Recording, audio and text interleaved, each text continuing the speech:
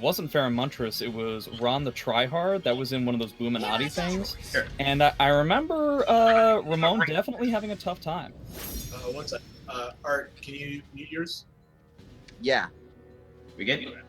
Yeah, I can hear you. Yeah, but we were hearing feedback on your mic. Okay. Go ahead, guys. Good. Okay, so we got a relatively bigger stage, but, you know, the last time that I, again, remember seeing Ramon fighting this matchup, he seemed to be having a tough time, but that might be just player-based. We'll see. And, like, with Fairmatch just having so much tech, if Ramon has a time against Nassomel, then I'm not sure how ready he is with all the tricks that Feremuntrus has up his sleeve.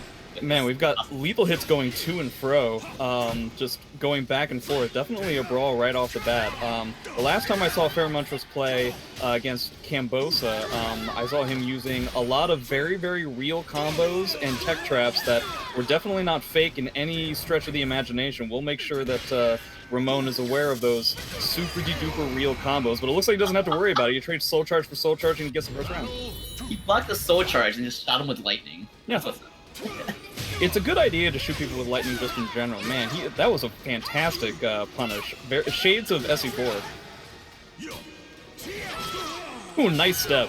He's definitely gotten prepared for this matchup. Maybe he was prepared in the first place, but he definitely has an initial rhythm on Feremuntrus' timing.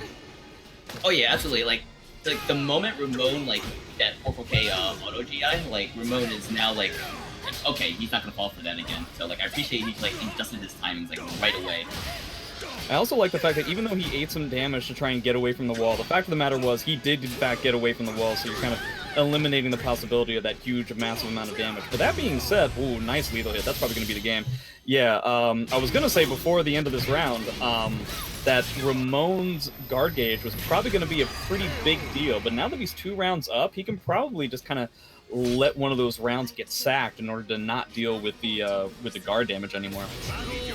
And now this round's going to be interesting because Feremuntrus has meter and he has guard break, so PE's online, guard breaks are online, but like I wouldn't put it past Ramon and try to smother him as much as possible so that like he can be nervous about any of his options. Yeah, I feel like he's not necessarily doing that. He's getting the damage that he's want to do when he's in front, and he's really using these tech crutches to get away from one of the weaknesses that Zos does have, where a lot of his frame advantage type stuff is either going to be like unsafe in terms of the strength, or either going to be unsafe or highs, or both. Fantastic duck to end out that round. That was really great.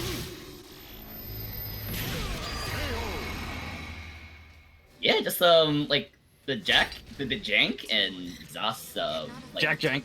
It didn't seem like a factor in the matchup. Ramon just played like super tight, super solid. Yeah, maybe he practiced this since the last time that I saw him, or maybe he had this the whole time and this connection's a lot better than maybe the last time he played this matchup.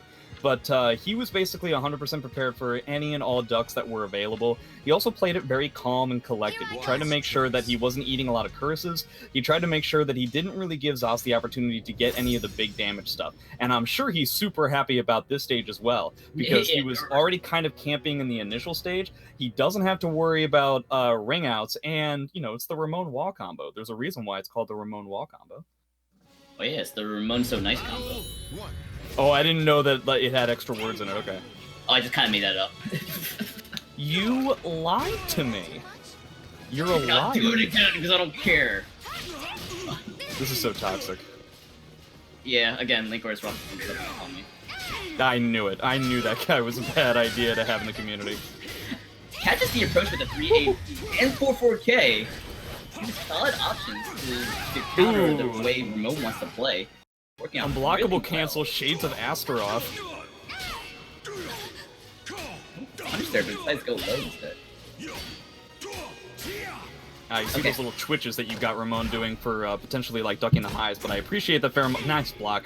I appreciate the fact that Feremuntrus isn't necessarily completing the strings anymore. So now instead of trying to use those as a pressure-based kind of thing, he's trying to use it as like a pseudo mix-up kind of thing. Am I going to complete the string or am I not? Oh yeah, absolutely. Like Feremuntrus is now recognizing that, like, okay, so I'm not going to do any more obvious like duck stuff against like Ramon because like he couldn't duck it and punish. So good adjustment from Feremuntrus.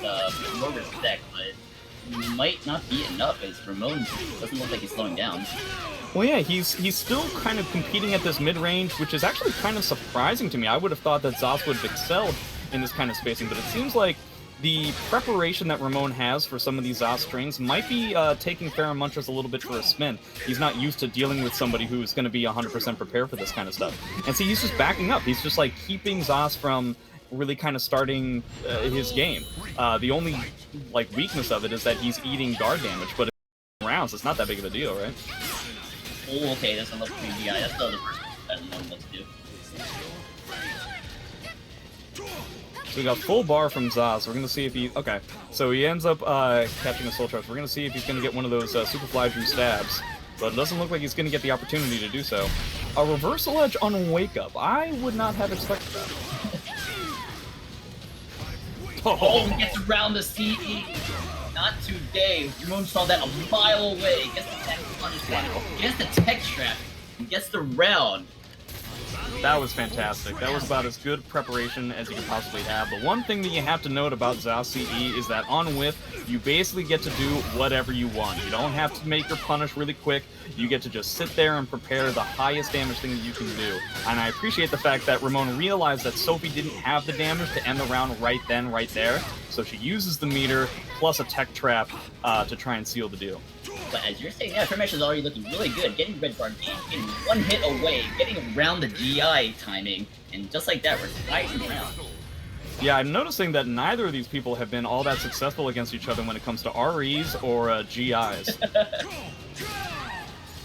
Yeah, so it's really going to be the story of whether this guard damage is going to be a big deal or not, so let's see if it is.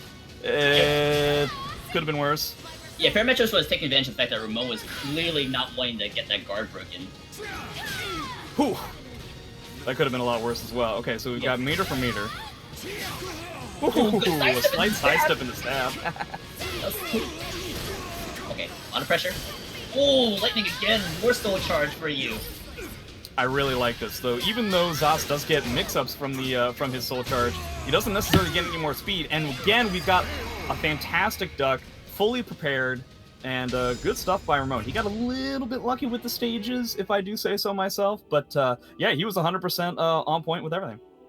The thing he seemingly told himself not to do, he did again the last moment and got himself killed.